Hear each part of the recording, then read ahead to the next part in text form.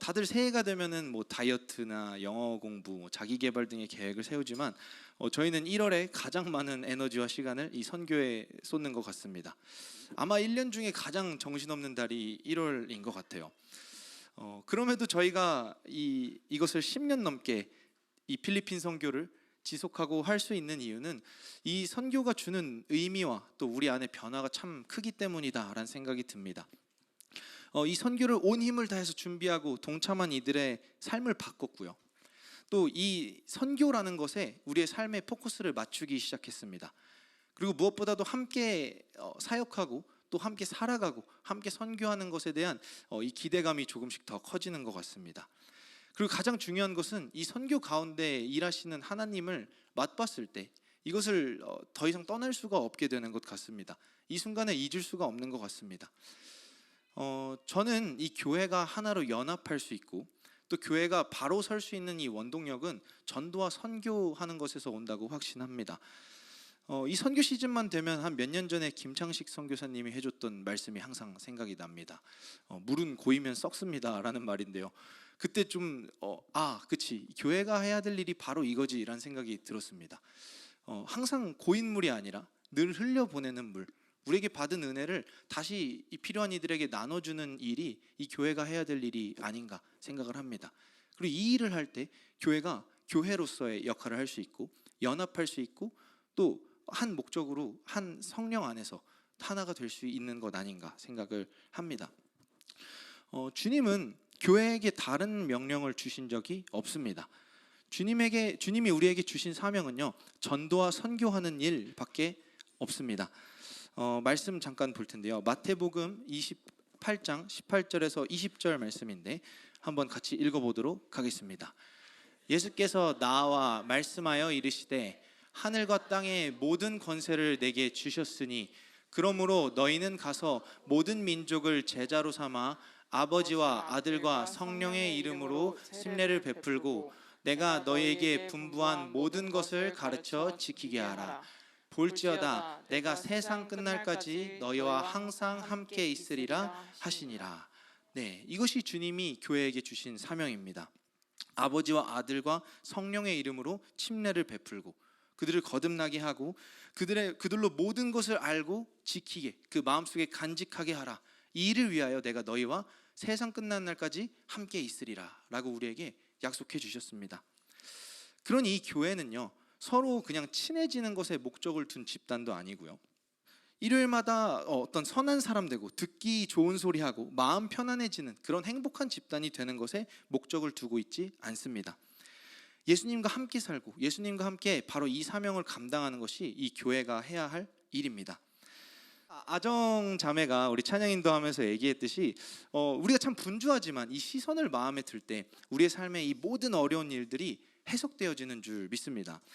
교회는 이 시선을 회복할 때 하나님 안에서 온전하게 설 수 있는 것 같습니다. 이 전도와 선교라는 사명을 회복할 때 이 기준으로 우리는 상황을 볼 수 있게 되고요, 하나님의 인도하심을 발견할 수 있게 됩니다. 이 교회의 모든 직분은 이것을 위해 존재하고 오늘 받은 이 모든 부서들은 이것을 위해 순종하고 헌신하는 것입니다. 그래서 성경에 나오는 직분을 받은 사람들을 보면요, 우리가 알고 있는 직분과 좀 많이 다른 경우도 많이 보게 됩니다. 이 사도행전에 나오는 스데반은 집사님이었죠. 그러나 집사님인데 설교가 장난 아닙니다. 7장 내내 구약을 풀어내는데 대단합니다.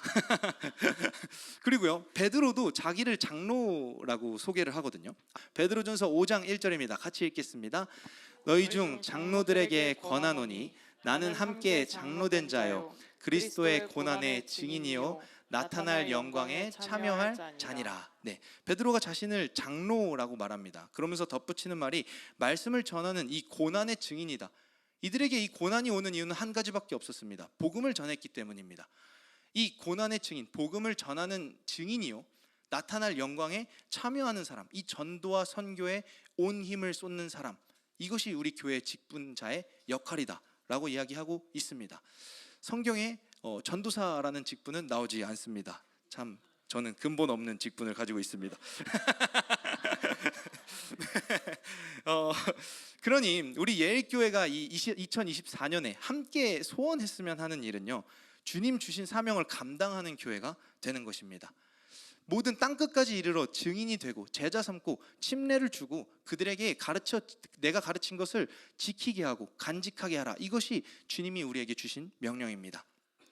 그래서 우리의 친교는요, 우리의 봉사와 헌신은요, 우리의 각각의 일상은요, 이 전도와 선교에 조금씩 방향이 맞추어져야 합니다. 이것이 우리 교회가 존재하는 이유이고 교회의 사명입니다. 이 필리핀 선교뿐만이 아닙니다. 우리가 어떻게 하면 이 복음을 우리 다음 세대에게 또 전할 수 있을까? 처음 온 이들에게 전할 수 있을까? 어떻게 하면 그 복음을 좀 더 알고 전하는 일에 효과적으로 할 수 있을까? 우리는 이 날마다 이런 고민을 하는 성도들이 되어야 합니다. 그런 의미에서요, 우리 2024년에 예일교회가 전도하고 선교하는 교회가 됐으면 하는 바람에서요, 오늘은 이 부르심을 받는 우리가 어떻게 한 해를 살아가야 하는가 라는 것을 이 모세를 부르시는 하나님을 통해서 함께 은혜 나누도록 하려고 합니다. 원래는 선교 가서 청년들이랑 나누려고 했던 말씀인데 우리 교회도 또 전도하고 선교하는 공동체이기 때문에 함께 이 말씀으로 은혜 나눴으면 좋겠습니다.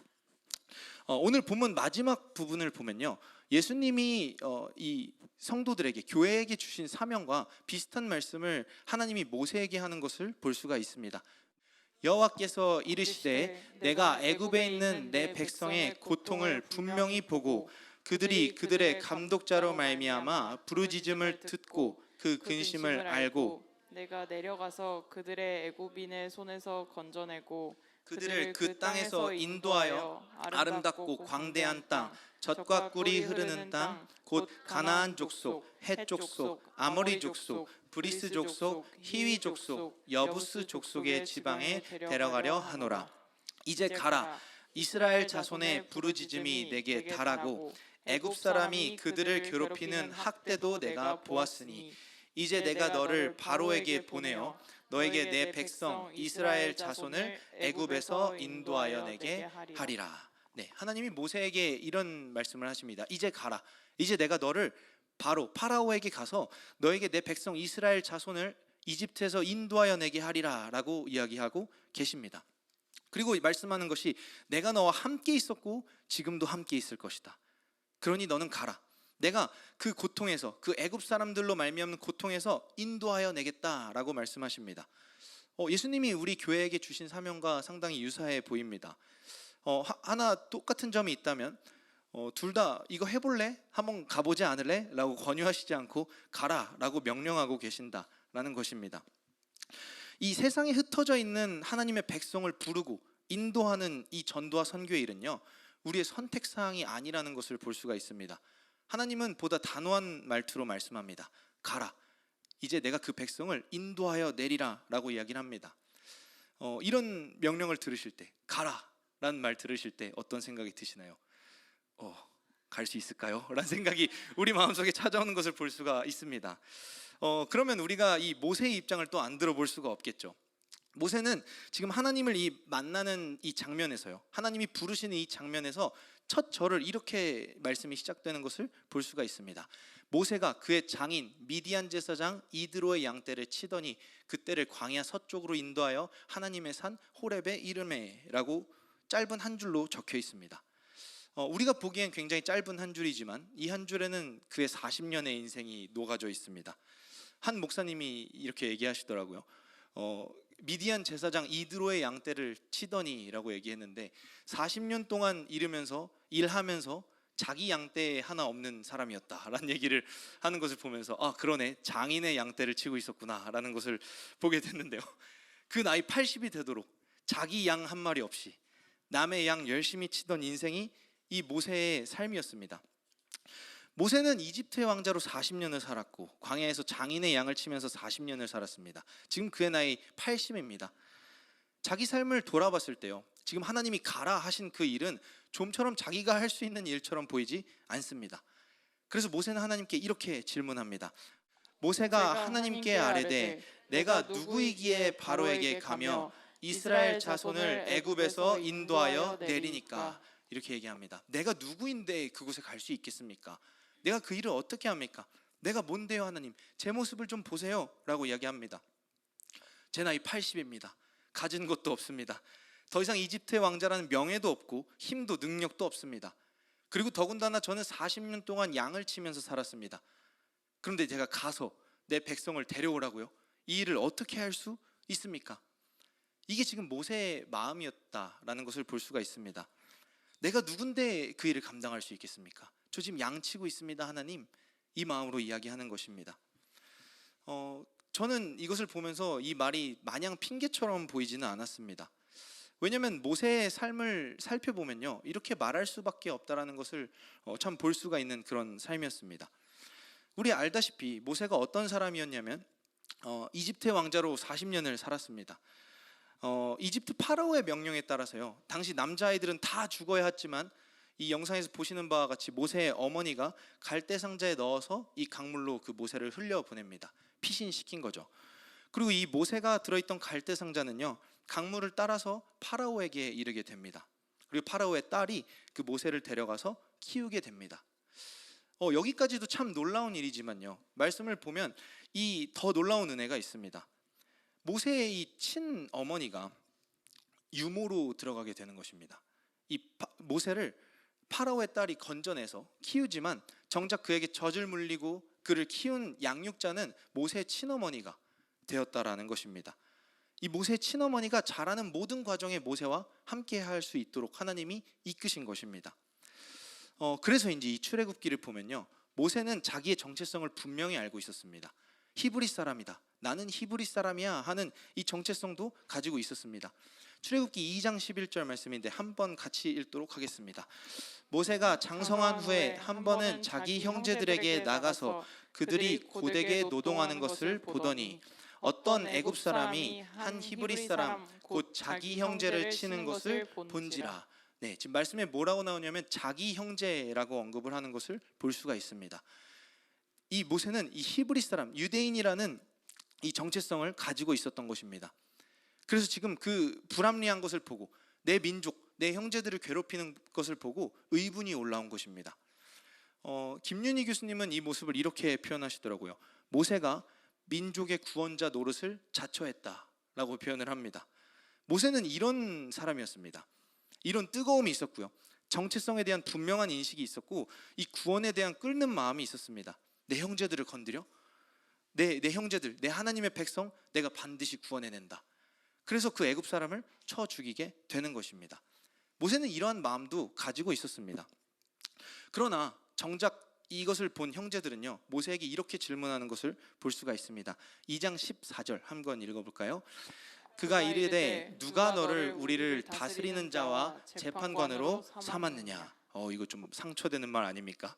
기껏 내 형제들 가서 도와주러 갔더니 내 마음을 몰라주는 형제들, 누가 너를 우리 재판관으로, 우리 다스리는 자로 세웠느냐, 누가 너를 우리 구원자로 세웠느냐. 그런데요, 이 형제들이 모세에게 이렇게 반문한 이유가 있습니다. 이야기를 조금 더 살펴보면 그 이유가 나오는데, 이 모세가 자기 형제들이 학대를 받는 것을 보고, 괴롭게 하는 것을 보고 이집트 사람을 죽이게 되죠. 그리고 모세가 향한 곳은 미디안 땅이었습니다. 그 미디안 땅에서 자기 아내 십보라를 만나게 되는데요, 이 스토리 안에 이 형제들이 왜 이 질문을 했는지가 숨어져 있습니다. 이 미디안 제사장, 모세의 장인이죠.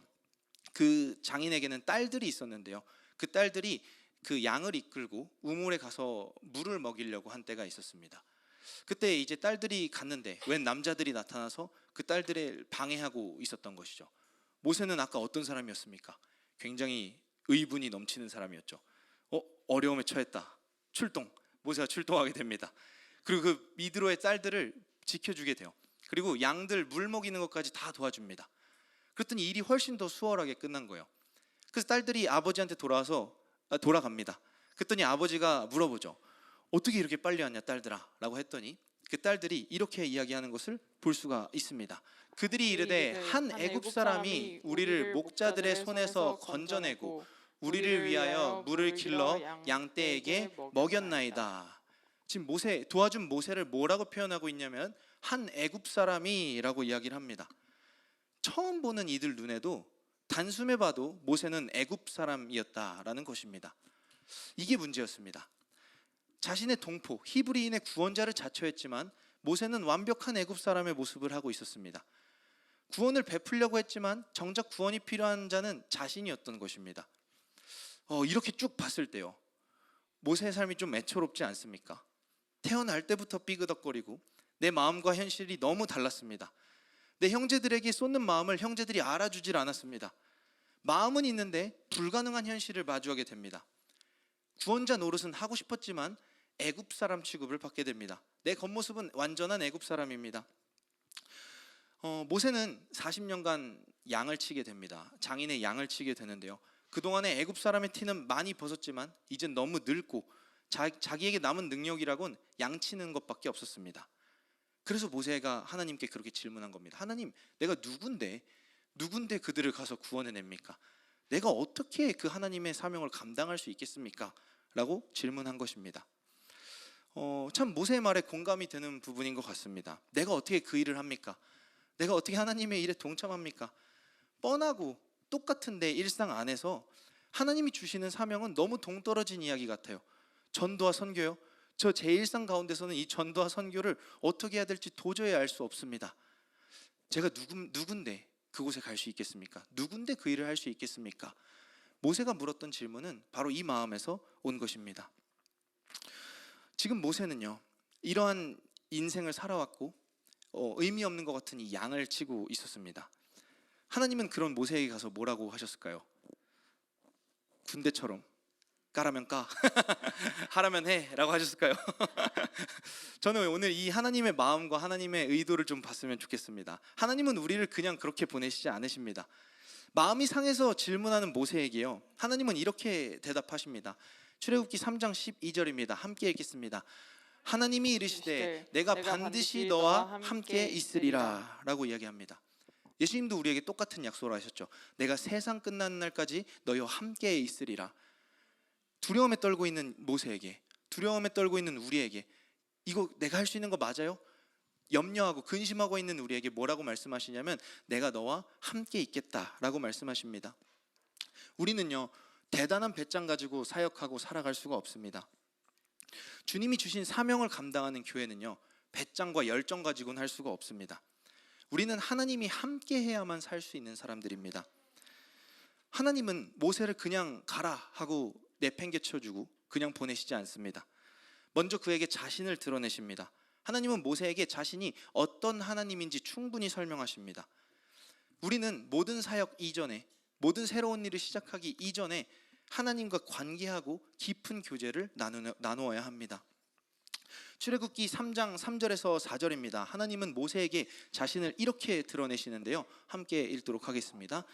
이에 모세가 이르되 내가 돌이켜 가서 이 큰 광경을 보리라. 떨기나무가 어찌하여 타지 아니하는고 하니 그때 여호와께서 그가 보려고 돌이켜 오는 것을 보신지라. 하나님이 떨기나무 가운데서 그를 불러 이르되 모세야 모세야 하시매 그가 이르되 내가 여기 있나이다. 네, 하나님은 지금 이 불에 타지 않는 떨기나무를 통해서 자신이 어떤 하나님인지 모세에게 드러내고 있습니다. 이 떨기나무라는 것은요, 광야에서 가장 흔히 볼 수 있는 나무였습니다. 이 건조한 광야 땅에서 이 마른 가지가 얼마나 잘 탈까요? 그래서 이 떨기나무는 연약함을 상징하기도 합니다. 그런데 이 지금 모세에게 보여주신 사건은요, 이 떨기나무가 불 속에서 타지 않는 것을 볼 수 있게 됩니다. 지금 이 불에 타지 않는 떨기나무를 보여주신 이유는요, 모세를 보호하고 지켜왔던 하나님의 마음을 보여주고 있는 것입니다. 이것을 보여주는 것이 이 말씀 앞 뒤로 나와 있는 내용인데 2장 24절에서 25절 한번 같이 읽어볼까요? 하나님이 그들의 고통 소리를 들으시고 하나님이 아브라함과 이삭과 야곱에게 세운 그 언약을 기억하사 하나님이 이스라엘 자손을 돌보셨고 하나님이 그들을 기억하셨더라. 아멘. 네, 지금 모세에게 무슨 말씀을 하시냐면 내가 들었고 내가 기억했고 내가 돌봤고 내가 기억했다라고 이야기하고 있습니다. 너는 네가 버려진 자 같고 유랑하는 자 같다고 생각했지만 나는 지금 이 떨기나무와 같이 너와 너의 가운데서 함께하고 있었다. 내가 이끌고 내가 인도하고 있었다라는 것을 보여주고 있는 것입니다. 우리는 이 교회로 살아가는 삶 가운데서 넘어지지 않기 위해서는 이 삶을 지속할 수 있는 힘은 하나님이 우리와 함께 할 때만 가능합니다. 우리는 바쁜 일상 속에서 이런저런 핑계를 대면서 하나님을 신뢰하지 못하는 경우가 참 많습니다. 그리고 이 모세와 같이 하나님께 불평을 토로하기도 하죠. 하나님, 이게 맞아요? 왜 이렇게 인도하십니까? 그렇게 마음이 토라지면요, 하나님이 아니라 내 방법과 내 계획, 내 열정을 열심히 신뢰하게 됩니다. 왜냐면 너무 불안하니까요. 하나님이 무슨 뜻을 가지고 계신지 보질 않으니 내 삶이 너무 불안한 것입니다. 그리고 그 삶이 오래 지속되다 보면은요, 교회로서의 사명은 사라지고 어느덧 일주일에 한 번 드리는 예배도 힘에 부치기 시작합니다. 이 설교 시간 이외에는 하나님을 만나는 시간이 사라지게 됩니다. 우리가 진짜 위기의식을 느껴야 할 것은 그럼에도 하나님을 찾지 않는 내 마음입니다. 하나님이 계시지 않는 것이 아니라 내가 하나님께 나아가지 않는 이것이 가장 큰 문제입니다. 내 마음이 점점 마르고 메말라서 하나님이 궁금하지 않고 기대하지 않게 되는 것을 경험하게 됩니다. 우리는 기억해야 됩니다. 우리는 하나님을 만나야 삽니다. 하나님을 만나야 회복합니다. 불안함과 답답함을 해결하는 것은 우리의 열정도 계획도 의지도 아닙니다. 우리에게 필요한 것은 하나님입니다. 하나님이 가장 먼저 모세에게 회복하신 것은요, 자신이 어떤 하나님인지 그에게 드러내는 일이었습니다. 모세가 떨기나무 앞에서 만난 하나님은요, 자신의 인생을 붙들고 책임지시고 타지 않고 버리지 않으시는 하나님을 경험하게 된 것입니다. 우리는 이 주님이 주신 큰 사명에 앞서서요, 우리는 말씀을 통해서 우리에게 신실하게 약속을 이루고 계시는, 이전의 삶을 붙들었고 지금도 일하고 계시는 우리 하나님을 만나야 합니다. 잠언 19장 21에서 23절은 이렇게 이야기합니다. 사람의 마음에는 많은 계획이 있어도 오직 여호와의 뜻만이 완전히 서리라. 우리가 불안해서 세운 그 어떤 계획도 어떤 뜻도 하나님보다 높지 않습니다. 우리를 더 불안하게 만들 뿐입니다. 우리에게 필요한 것은 하나님의 뜻입니다. 그런데 제가 이 말씀을 보다가요, 2절의 말씀이 좀 이해가 안 갔습니다. 사람은 자기의 인자함으로 남에게 사모함을 받느니라.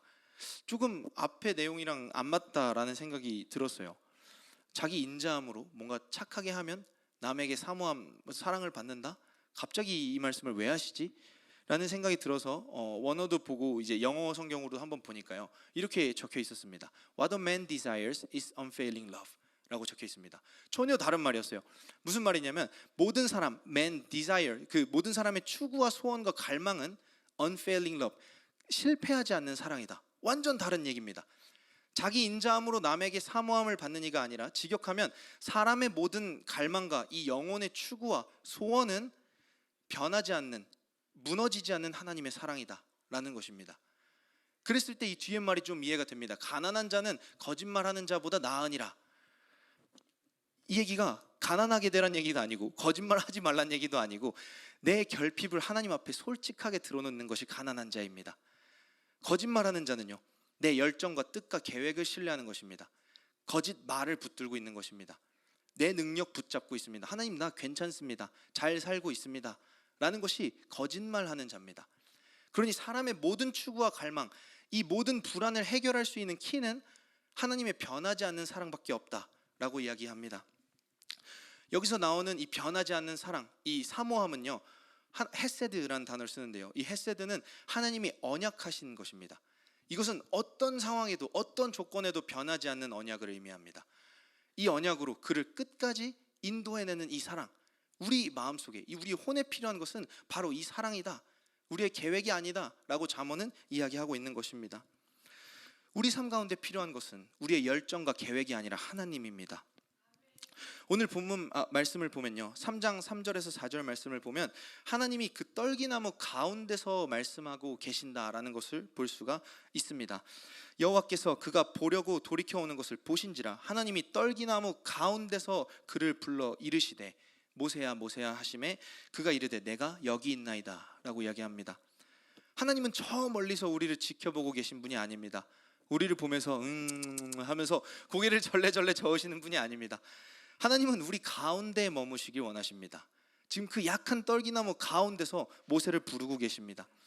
이거 우리 가운데 거하시는 것, 하나님의 마음과 뜻은 바로 이것이었습니다. 요한복음 1장 14절인데요, 한번 읽도록 하겠습니다.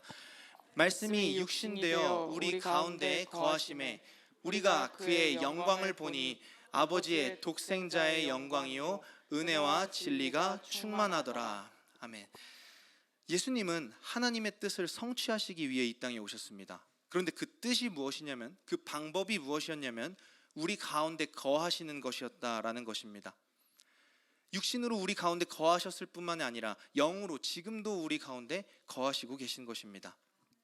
그러니 우리가 기억해야 될 것은 그 영광에 동참하고 은혜와 진리가 충만할 수 있는 그 유일한 길은 그가 우리 안에 거할 때 일어난다라는 것입니다. 우리는 우리 가운데 지금도 살아계시는 하나님을 만날 때 다시 일어나서 걸을 수 있는 힘을 경험하게 됩니다. 아까 봤던 잠언 말씀처럼 우리의 모든 불안과 염려, 그 갈망을 채우시는 키는 하나님의 변하지 않는 사랑, 우리 가운데 거하시는 하나님이기 때문입니다. 제가 최근에 금요 예배 통해서 참 크게 받은 말씀 하나가 있는데요.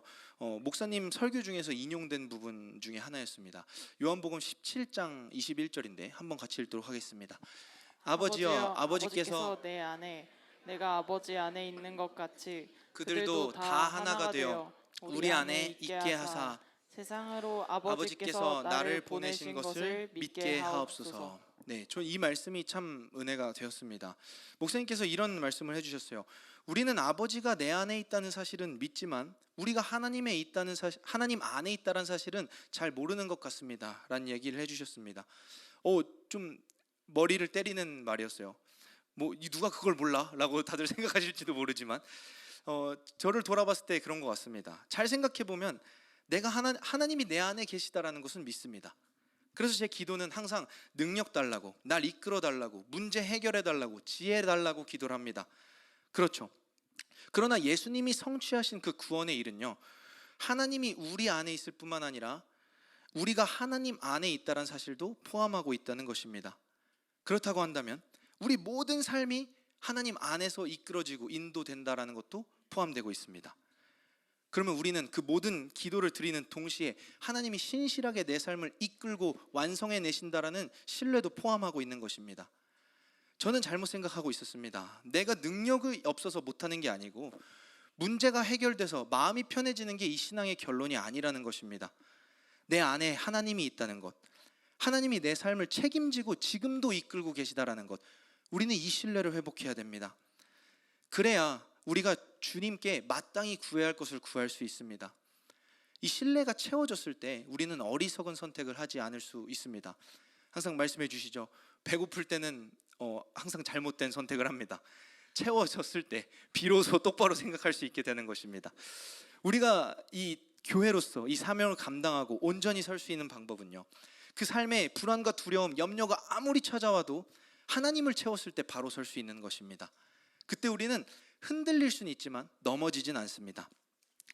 우리는 하나님이 우리 가운데 계시고 우리 안에 계시고 나 역시도 하나님 안에 있다는 사실, 그 신뢰를 회복해야 됩니다. 그러니 하나님 이거 주세요, 이것만 해결되면 됩니다 라고 기도하는 것이 아니라 오늘도 신실하게 내 삶을 이끌고 계시는 하나님 감사합니다 라는 기도가 우리 입에서 터져 나왔으면 좋겠습니다. 가시떨기나무 가운데서 모세에게 말씀하신 하나님은요, 이런 마음으로 그에게 말씀하고 있었던 것입니다. 이 가시떨기와 같이 연약하고 나약했던 네 인생, 그 인생은 내 안에 있었어 라는 말씀을 하고 있는 것입니다. 너는 버려진 것 같았지만, 너는 쓸모없는 시간을 사는 것 같았지만 그 인생은 내가 붙들고 있는 인생이었다 라는 말씀을 모세에게 보여주신 것입니다. 하나님은 모세를 지키시고 보호하시고 끝까지 바라보셨습니다.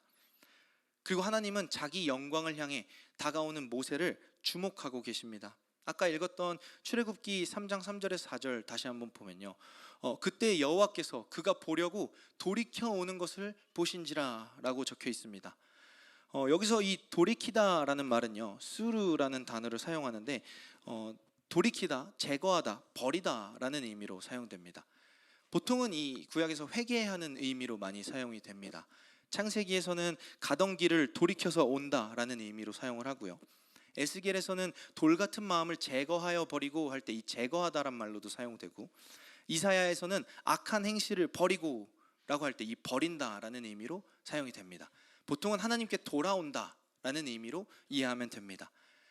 그러니 지금 이 말씀은요, 모세가 단순히 와 신기하다 해서 하나님께 돌아오는 것이 아니라 하나님 나를 이렇게 붙들고 계셨군요 하는 회복을 의미하고 있는 것입니다. 하나님은 상한 모세의 마음을 고치시고 계신 것입니다. 어쩌면 지난 삶 가운데서 원망하고 불평했을 그의 마음을 위로하고 계십니다. 그리고 그냥 내팽개쳐 주는 게 아니라 그를 끝까지 바라보고 지켜보고 기다리고 계십니다.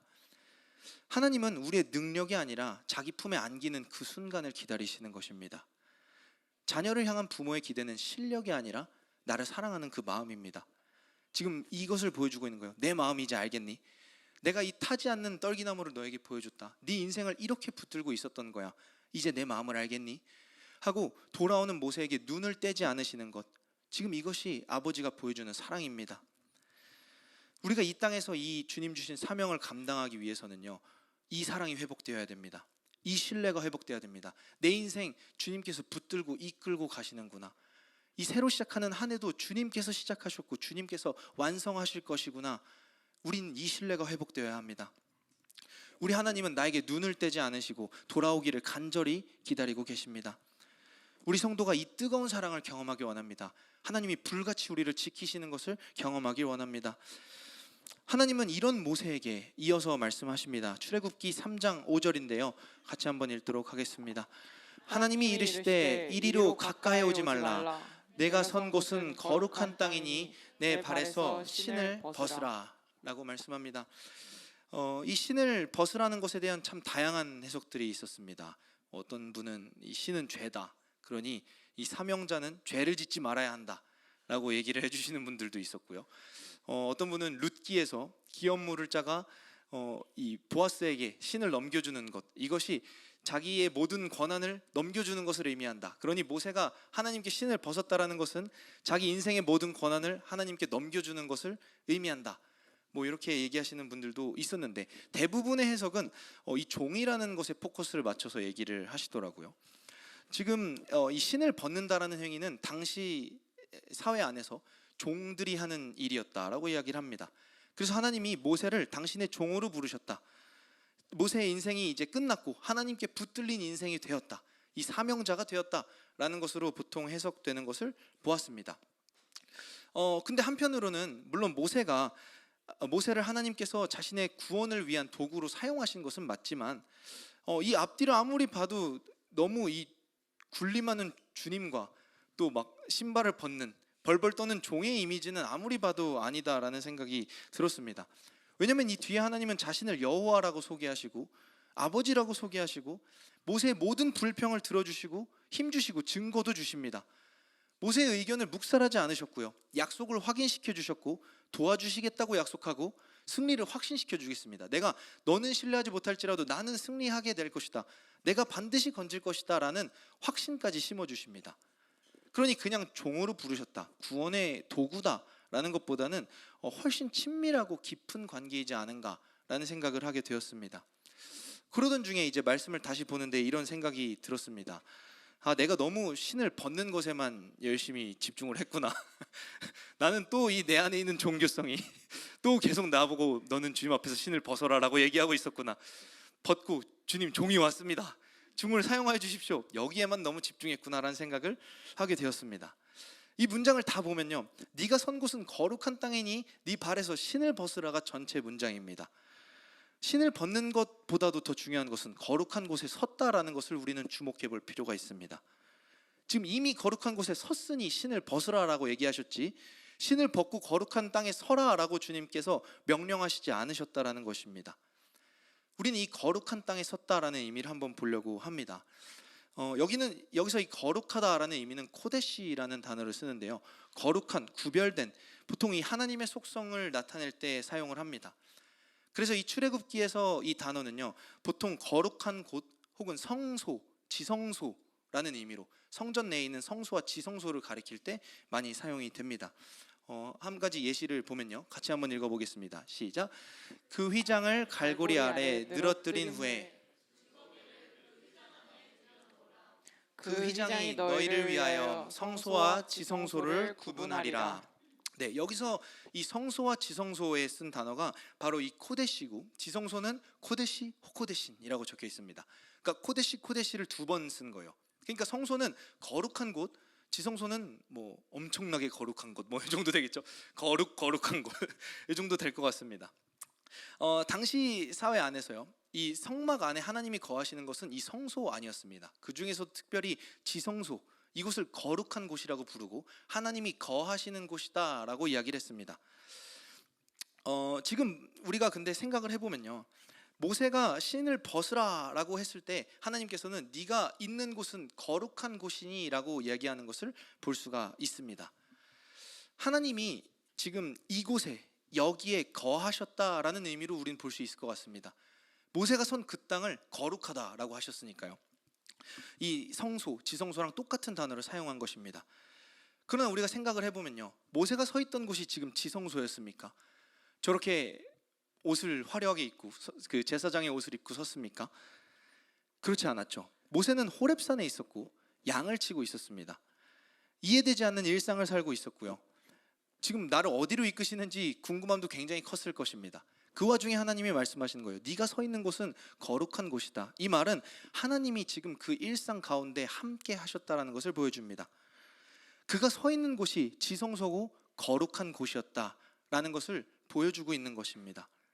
다시 말해서 뻔하고 새로울 것 없던 그 양을 치던 40년 동안 했던 그 삶에서 하나님이 임하셨고 함께 하신 순간을 경험한 것입니다. 그래서 저는 이 장면을 한 주석에서 이렇게 표현하는 것이 참 감동이었습니다. 모세의 삶은 자신의 동족, 이 히브리 사람에게도 거절당하는 삶이었고, 이집트에서도 버려지는 삶이었고, 모세의 아들 이름이 게르솜이었죠. 이 게르솜은 이방 땅에 나그네 되었다라는 의미입니다. 모세 인생은 이방 땅에서 나그네처럼 유랑하는 인생이었다. 그러나 그런 모세가 마침내 신을 벗고 자신의 집으로 돌아왔다라고 한 주석에서 이렇게 표현하고 있었습니다. 이 장면을 어떤 종이 되는 장면으로 묘사한 게 아니라요, 아버지 품으로 돌아오는 그 자녀의 모습으로 묘사하고 있었습니다. 그가 신을 벗은 이유는 종교적 의무가 아니라 내가 선 곳이 아버지가 함께 거하시는 곳이기 때문입니다. 그리고 그곳은 대단한 장소가 아니라 오늘 하루 내가 살고 있던 그 일상 가운데 함께 거하셨다라는 것입니다.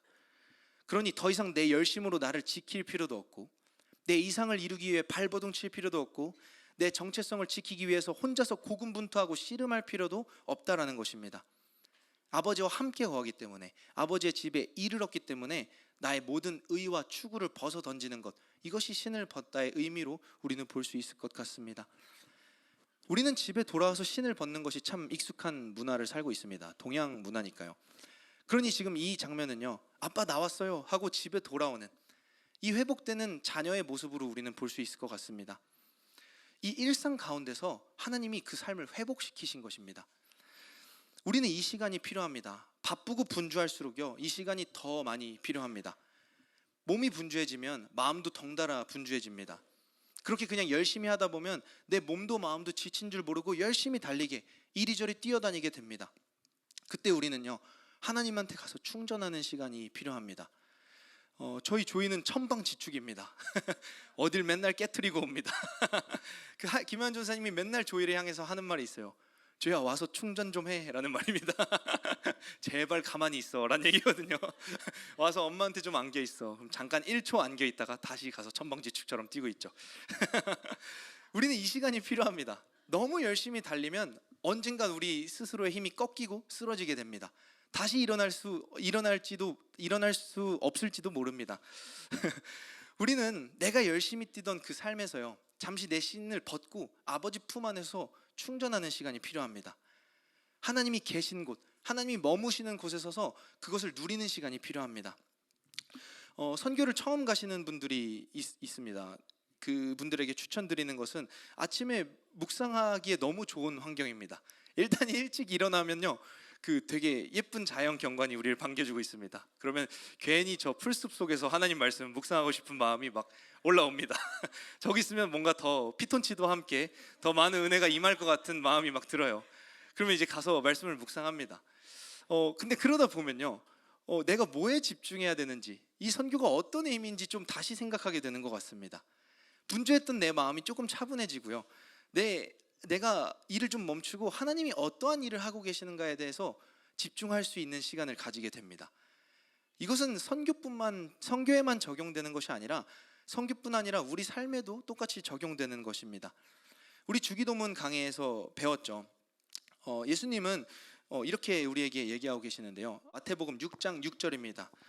너는 기도할 때 내 골방에 들어가 문을 닫고 은밀한 중에 계신 내 아버지께 기도하라. 은밀한 중에 보시는 내 아버지께서 갚으시리라. 네. 우리는 이 주기도문 강의를 통해 배웠습니다. 이 골방은 그냥 골방이 아니라요, 껌껌한 방이 아니라 세메이온, 깊은 곳, 은밀한 곳, 지성소라는 것을 배웠습니다. 우리는 그 안에서 주님이 임재하시는 것을 경험해야 됩니다. 그 관계를 누림으로 통해서 주님에 대한 신뢰를 회복해야 됩니다. 이것을 경험할 때요, 우리의 삶을 바라보는 눈 자체가, 또 기대하는 것 자체가 바뀔 줄 믿습니다. 여기서 갚으시리라라는 말은 아포디도미라는 말인데요, 다시 주다, 회복시키다 라는 의미를 가지고 있습니다. 기도하는 것, 하나님과 은밀하고 깊은 관계를 누리는 것은요, 우리의 잃어버린 일상의 의미를 회복하십니다. 모세가 이 삶 가운데서 함께 하시는 하나님을 만났듯이 그로 말미암아 자신의 일상의 의미가 회복되고 새로운 소명을 향해서 달려갔듯이 우리 삶 가운데서 하나님과 관계하고 그 은밀한 교제를 누릴 때 우리는 나아갈 길을 알고 교회로서의 사명을 감당할 수 있을 줄 믿습니다. 나는 왜 이렇게 살고 있지?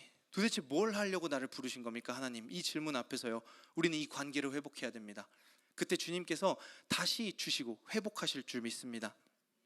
이 말씀 준비하면서 박노해라는 시인이 쓴 산밭에 돌멩이 하나도라는 시의 글귀를 하나 보게 되었는데요. 제가 읽어드리면, 세상에 하찮고 쓸모없는 것은 없다. 산밭에 돌멩이 하나도 제자리에 있고 내가 알지 못하는 신비의 관계 속에서 무언가 은밀한 일들을 하고 있으니 라는 시였습니다. 주님 안에서요, 우리는 은밀한 관계 속에서요, 우리 삶에 주어진 것들의 의미를 회복하게 될 수 있습니다. 우리가 쓸모없다라고 여겼던 순간들, 이런 일이 도대체 왜 일어나나 하고 불평했던 그 순간들, 하나님은 그 안에서 은밀하게 지금도 쉬지 않고 일하고 계십니다. 우리가 다만 그 의미를 보지 못할 뿐이다 라는 생각을 하게 되었습니다. 그러니 무슨 일을 하기에 앞서서, 이 사역을 하기에 앞서서, 우리의 일상을 살아내기에 앞서서 가장 먼저 해야 될 것은 하나님과 그 은밀한 관계를 통해서 나에게 말씀하시고자 하는 것을 듣는 것입니다. 쓸모없다고 여겼던 그 순간들, 의미 없다고 생각했던 순간, 낭비라고 생각했던 시간, 과거의 아픔과 상처, 슬프고 분노했던 시간들, 우리 삶에 우연은 없습니다. 우리가 알지 못할 뿐입니다. 그러니 그 거룩한 곳에 서서 하나님과 함께 머물고 관계해야 하는 것입니다. 우리는 거룩한 땅에 서서 내 신을 벗고 우리의 계획과 의의를 벗고 하나님을 알고 그 뜻을 묻는 시간이 필요합니다. 그때 우리는 변화하게 됩니다. 그 상황이 바뀌는 것이 아니라 내 기도가 바뀌고 내가 바뀌는 것을 경험하게 됩니다. 내 갈망과 추구가 하나님의 사랑으로 채워지는 것을 경험하게 됩니다. 선교뿐만이 아니라요, 내 새 사역 가운데서, 일터 가운데서, 가정 가운데서, 직장 가운데서 마음이 분주할 때 우리가 하나님과 함께 보내는 그 은밀한 시간을 사모하는 자들이 되기를 원합니다. 그때 주님은 반드시 우리를 바꿔놓으실 줄 믿습니다. 우리는 그 힘으로 사역할 수 있는 것입니다. 이 다윗 시대에 예배 음악을 담당하던 찬양 사역자 헤만이라는 사람이 있었습니다. 그와 이제 그의 최측근이었던 놋 재금을 치던 악장이 있었는데요, 그 사람의 이름은 아삽이라는 사람이었습니다.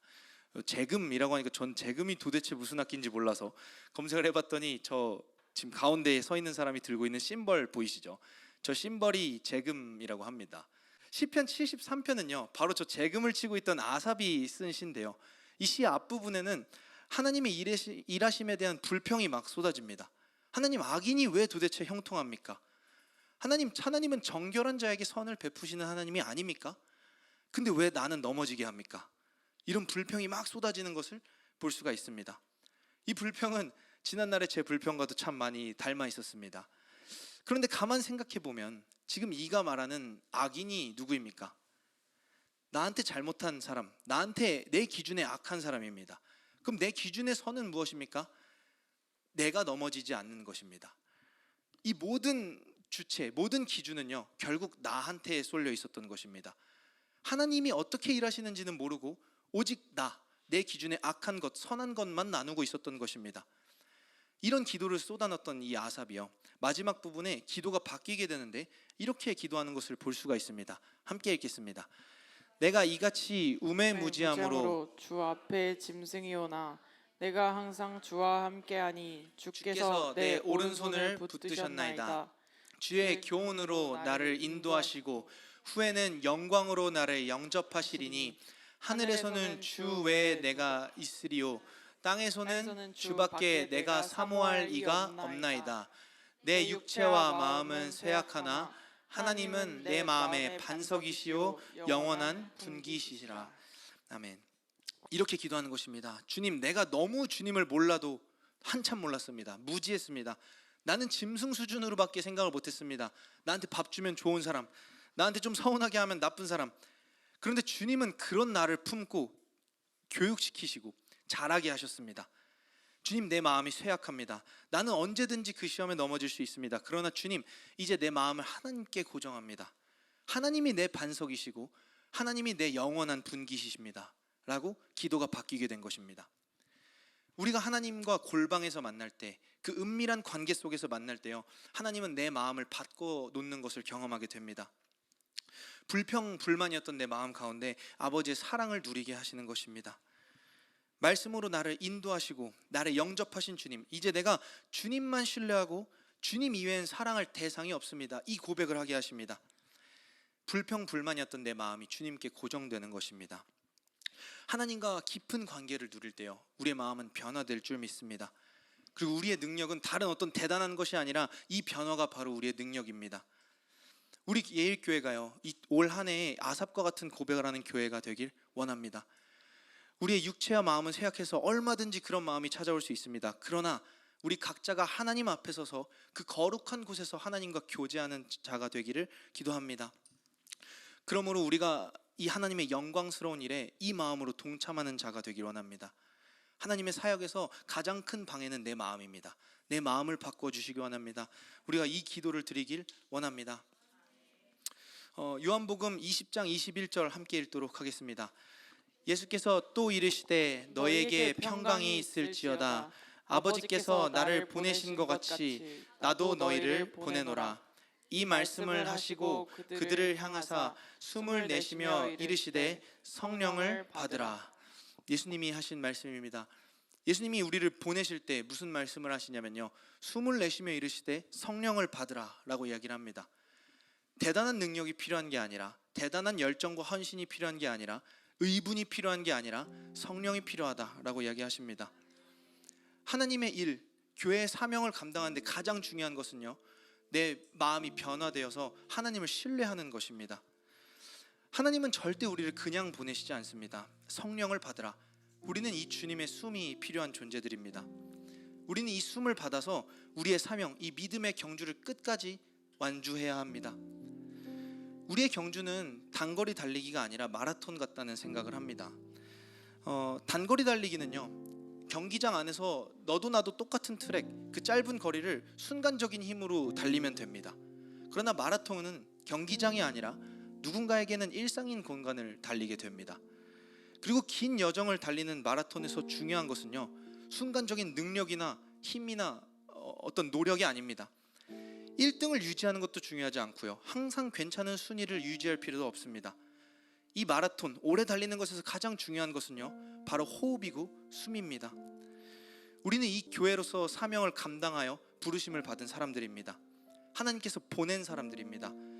이 긴 여정 가운데, 이 마라톤 같은 인생 가운데서 우리가 필요한 것은요, 능력과 힘도 아니고 괜찮고 잘 사는 삶도 아니고 주님이 주시는 숨, 성령이고 하나님과 함께하는 인생입니다. 하나님은 모세에게 떨기나무를 통해서 자신의 삶을 붙들고 계신 이가 누군지 알게 하셨습니다. 그리고 그 거룩한 곳에 서서, 하나님이 머무시는 그 곳에 서서 일상을 모두 회복하시고 그 모든 짐을 벗으시고 하나님을 누리게 하셨습니다. 그와 같이 우리 삶 가운데 우리 생명을 유지케 하시는 하나님을 저와 여러분이 경험했으면 좋겠습니다. 우리가 하나님과 함께 거하고 거룩함 안에서 배우고 자라며 하나님을 더욱 깊이 알아가는 시간, 우리가 이것이 가장 중요하다는 걸 기억하기 원합니다. 나를 부르신 이가 하나님이고 나를 보내신 이도 하나님입니다. 하나님이 내 안에 있을 뿐만 아니라 우리가 하나님 안에 있다는 사실은요, 모세와 같이 상심했던 내 일상을 바꾸어서 주님이 가라 하신 그곳으로 내 발걸음을 옮기게 하실 줄 믿습니다. 베드로후서 말씀 같이 한번 읽도록 하겠습니다. 그러므로 형제 자매 여러분, 더욱더 힘써서 여러분이 부르심을 받은 것과 택하심을 받은 것을 굳게 하십시오. 그러면 여러분은 넘어지지 않을 것입니다. 또한 여러분은 우리의 주님이시며 구주이신 예수 그리스도의 영원한 나라에 들어갈 자격을 충분히 갖출 것입니다. 아멘. 날마다 우리를 부르시고 세우신 이유는요, 하나님과 함께 머물고 하나님 안에서 자라게 하심입니다. 우리는 우리를 부르신 목적과 이유를 날마다 굳건히 하길 원합니다. 날마다 주님 주신 숨, 그 성령, 하나님 안에서 하나님 마음을 확인하는 저와 여러분 되길 원합니다. 우리의 자격은, 또 우리가 넘어지지 않을 힘은 바로 거기서 온다라고 베드로 사도는 이야기합니다. 우리 예일교회가 하나님의 부르심과 택하심, 그 영광스러운 사역을 감당하는 교회가 되길 기도합니다. 우리의 진짜 안전은, 평안은 하나님 안에 거할 때, 그 숨을 받아 누릴 때 채워집니다. 돈도 아니고 남들만큼 사는 그런 삶도 아니고 안정적인 일도 아닙니다. 우리가 넘어지지 않을, 또 하나님 나라의 일의 끝까지 이 사역을 감당할 수 있는 것은, 이 능력은 우리를 변화시키는 하나님께 있습니다. 그러니 새해 어떤 소원보다도요, 우리의 모든 바람과 소망이 주님을 향해 있기를 원합니다. 우리 교회가 살아있는 교회, 주님을 신뢰함으로 선교하는 교회, 생명을 살리고 전하는 일에 목숨 거는 교회가 되기를 이 시간 간절히 기도드립니다. 네, 찬양 하나 같이 하고, 특송 하나 같이 하고 기도하기를 원합니다. 몇 번 하셔서 아마 아시는 분들도 있을 텐데요, 내 영혼은 안전합니다 라는 찬양입니다. 우리가 평안할 수 있는 이유는요, 주님께서 지금도 신실하게 우리 삶 가운데서 일하시기 때문입니다. 이 찬양 가사를 보면 그렇습니다. 주 약속 안에서 내 영혼 평안해. 내 뜻보다 크신 주님의 계획 나 신뢰해. 두려움 다 내려놓고 주님만 의지해. 주 안에서 내 영혼은 안전합니다. 우리 안전과 평안은 주님 안에서 발견됩니다. 우리가 기억했으면 좋겠습니다. 주님이 우리 안에 계실 뿐만 아니라 우리 인생은 주님 안에 있습니다. 주님이 신실하게 우리의 삶을 이끄셨고 앞으로도 이끄실 거라는 것, 우리가 이 신뢰를 회복하는 한 해가 되기 원합니다. 네, 함께 찬양하고 기도하도록 하겠습니다.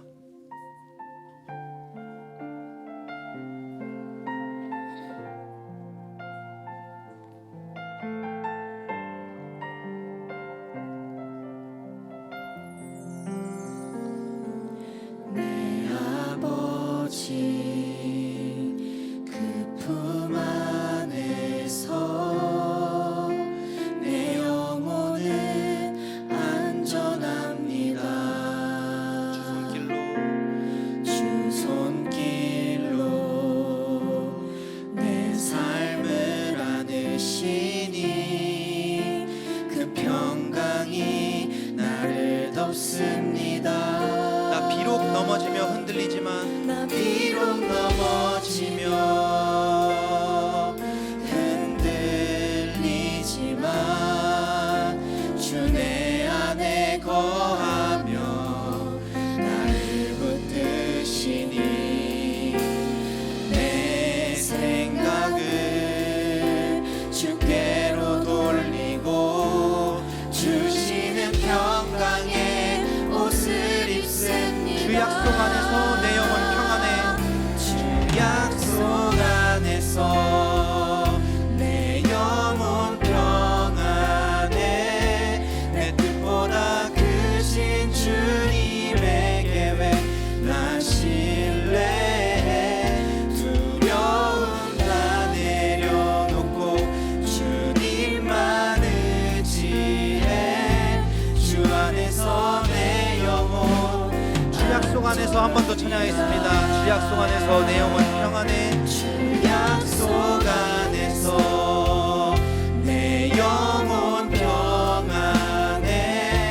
내 뜻보다 크신 주님의 계획 나 신뢰해. 두려움 다 내려놓고 두려움 다 내려놓고 주님만 의지해. 주 안에서 내 영혼 안전합니다.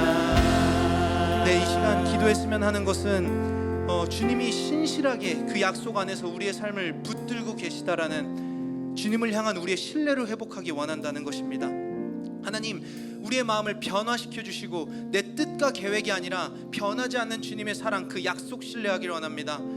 아버지, 올 한 해 내 뜻을 바꾸어 주시고 아버지를 신뢰하는 우리 성도가 되게 해달라고 우리 이 시간 잠깐 기도하도록 하겠습니다. 하나님 아버지,